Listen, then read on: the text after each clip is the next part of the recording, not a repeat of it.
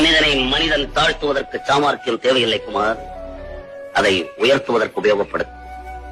எவனையும் எந்த நேரத்திலும் கெடுத்துவிட என்னிடத்திலே சாமர்த்தியம் இருக்கிறது. ஆனால் அதே நேரத்தில் யாரையும் உயர்த்துவதற்கு என்னிடத்தில் சாமர்த்தியம் இல்லையே என்று வருந்துகிறேன். பொறுமைன்னா என்ன? பொறுமைன்னா நம்ம ஒண்ணு விளங்கி வச்சிருக்கோம். யாராவது அடிச்சா வாங்கிக்கிறது, அல்ல அமைதியா இருக்கிறது, யாராவது திட்டினா ஏத்துக்கிறது, அதுக்கு பேரெல்லாம் பொறுமை இல்லை சார். பொறுமை அப்படின்னு சொன்னா, தேங்காய் மரத்தை நம்ம நட்டு வச்சோம் அப்படின்னு சொன்னா அது எப்ப காய் காய்க்கும்? வாழை மரத்தை நட்டு வச்சோம்னா அது எப்ப நமக்கு வாழைக்காயை தரும்? ஒண்ணுக்கு டியூரேஷன்ஸ் உண்டு. ஒரு பெண்ணு குழந்தை உண்டாயிருக்க 10 மாசம்.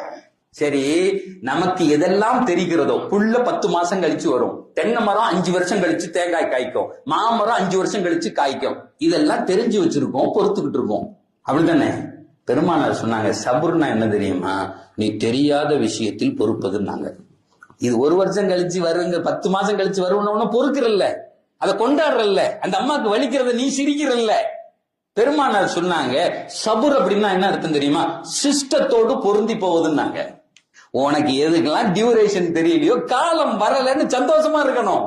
என் நல்லா நிகழ்த்தி காமிப்பான், அதுக்கு பேர் தான் சபுர்.